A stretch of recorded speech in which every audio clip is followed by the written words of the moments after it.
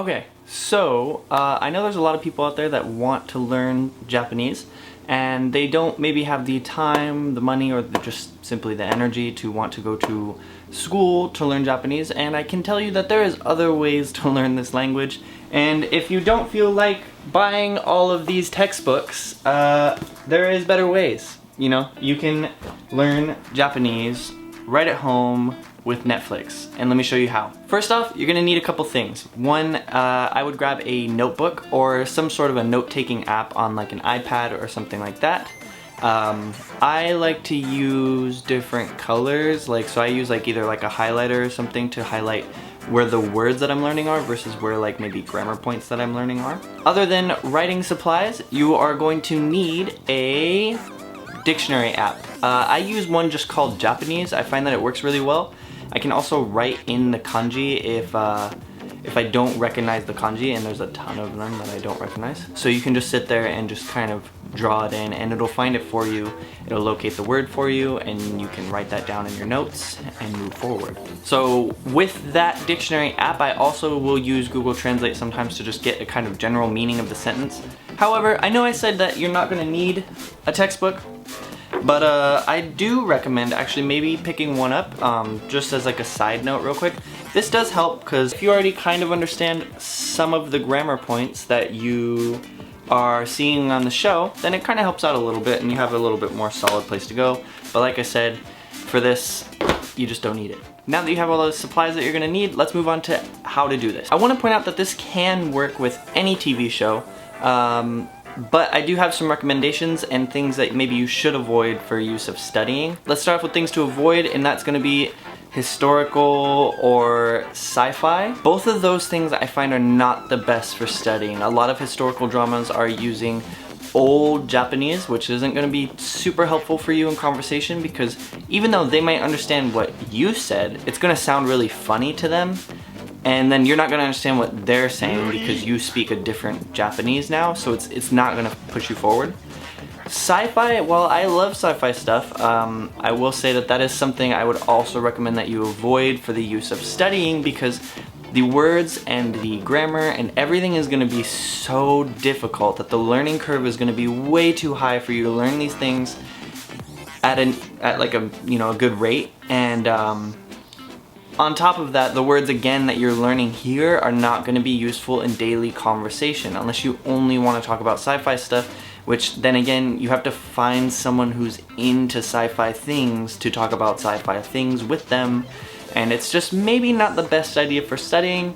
I would do that later on when you're more conversational and then you want to learn more specific things, but starting out, I think it's best to learn everyday casual conversation, which is of course why I will recommend the best show to study for Netflix, or the best show to study on Netflix is Terrace House.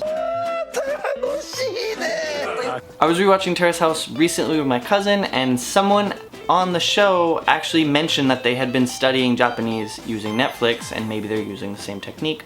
I'm not really sure, but this show is great because you're gonna learn everyday conversation. You're gonna see how people get to interact with each other culturally.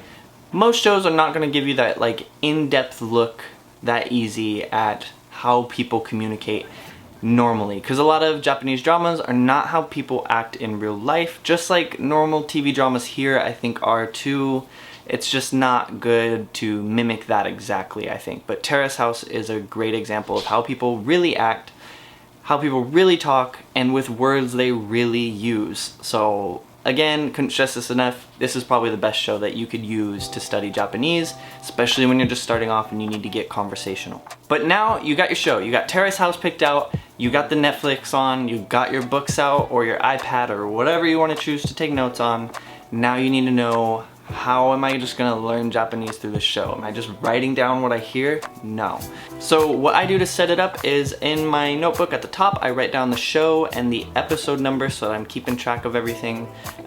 Then I go through and on Netflix, turn off the English subtitles, turn on the Japanese subtitles, and that seems counterproductive, but it'll make sense in a second. So now that you have everything set up, all you need to do is hit play, and then what you do from there is you write down everything that you don't understand. So as the show starts and they come up and they say something that you didn't quite get, pause the show and write it down in your notebook, and then sometimes from there I'll just translate the word right away, but usually there's more words in the sentence and things coming that I want to figure out first.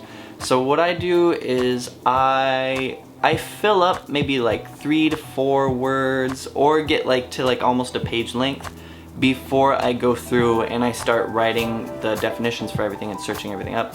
Kind of helps speed the process up a little bit. But once you have everything written down, you're just gonna go word by word and search it up in that Japanese dictionary app that you have on your phone, or you can put it directly into Google Translate. Sometimes, like I said, Google Translate's not the most reliable thing, but I recommend using a dictionary app, and then after that moving like the whole sentence, once you figure out how to put that in, move the whole sentence into the Google Dictionary thing, into the Google Translate app, and then you can see like what the meaning should be. If you have any more questions from there, you can just as easily take part of the sentence that you're not quite sure you understand and shove that into Google. And a lot of times I just put, what does, maybe it says so des, you know, what does so des mean? And then you're gonna find blog sites and help sites and a ton of language information out there that is just going to flood you with knowledge on what that means, how to use it. Now, I will say at first this process does seem really slow, especially the lower level in Japanese you are. This is going to be significantly harder, and it's going to take you a lot more time. Even now, for me getting through a show, if it's a half-hour show, it'll take me, if I just sit at it the whole time, it could take me a couple hours, you know, to get through it. But as you do it, it gets easier and easier, because there's a lot of words in Japanese that repeat themselves. So once you've learned this word, you don't have to relearn it again later. You just keep doing that. But something that I recommend to just kind of like smooth that process out is after you have maybe like a page or two, what I do is I'll actually stop the show altogether. I'll stop watching it, and I'll take that page or two and I'll just keep studying it. You can make flashcards from there. Like you're making your own material to be able to study Japanese is what you're doing at this point. So you can move on from there and make flashcards. You can do Quizlets for yourself. I use Quizlet a lot to study Japanese. Eventually, the whole process gets really easy and straightforward, and you get into the mode and you can kind of alter things to make it work for yourself better. For me personally, like I said, if there's stuff that I really am just not getting easy by just writing it down, translating it, looking at my notes and kind of learning it, I'll just make a Quizlet on those select words and I'll learn them that way. And then when you rewatch the show, see them come through and it's all gonna make sense at that point. Now, something that I recommend that you do when you finish the episode and you've studied the words is go through and watch it again with the subtitles on, and just read the subtitles and listen to the show and see if you can figure it out. It's kind of like a test for yourself. You know, you study it, you make the material, you study, and then you can go back and test yourself and see how well you did. And it's fun because you also get to watch the show and you have a good time watching Netflix. And another benefit to this is you're training your listening as well as your reading and writing. You have to write it all down, you have to learn how to read it, and you have to listen for the characters to say the words. So I think a lot of problems with speaking Japanese and learning Japanese has to do with, there's like 3 things that you have to train yourself in, and I'm gonna kind of lump reading and writing together. Then you have listening and you have speech, and it's like you can learn reading and writing really well and not be able to understand Japanese at all, and you can't speak it. On the other hand, there's a lot of people who are able to speak and hear it very well, but they can't read and write very well. Now I feel that I've kind of gone to a better level here and dropped back in here, and I think this show is a great way at tackling all 3 of those areas all at once. And it seems like it could take a little bit of time, and it does take a little bit of time, and as you get better it takes less time, but it really is a great way to study Japanese. Alright, so thank you for watching. I'm really glad that you guys made it through this video. I've actually been planning on making this video for a while, and I hope it comes out as good as I was hoping it does. I actually, if you didn't notice, had shot part of this video like a month and a half ago, maybe almost 2 months ago. I shot it a long time ago, and the day after I shot that part, I was supposed to shoot the rest of it, and it wasn't working out well, so I was like, no worries, next day, that.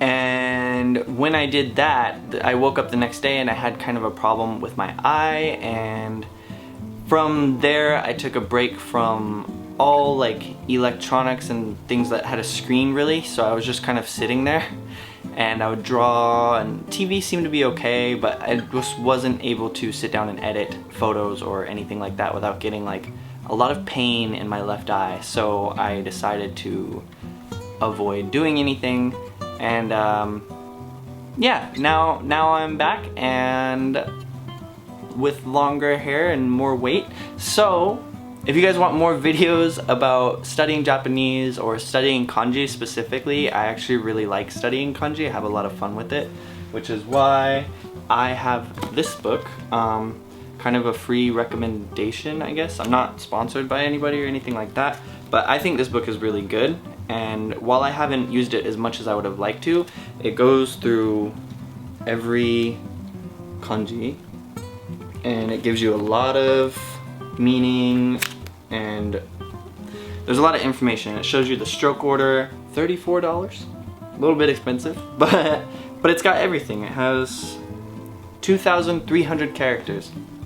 And the way that my friend studied this book too is he skipped all of them, like the military kanji and stuff like that. He went through and found like, you don't really need to know the word for private or general, you know, like stuff like that. You just don't really, you don't need it. So you can learn it if you'd like to, and it's always good to learn more things, but if you want to get better at speaking conversational, don't feel like you need to learn everything. Just learn the things that you feel like you should know. For instance, how was your day going? Or I washed my car yesterday. Stuff like that, I don't know. But yeah, so sorry for kind of rambling, but if you are interested in more learning Japanese videos, let me know in the comments. I would like to make more videos. But for now, I think that is it, and I hope you guys are doing alright.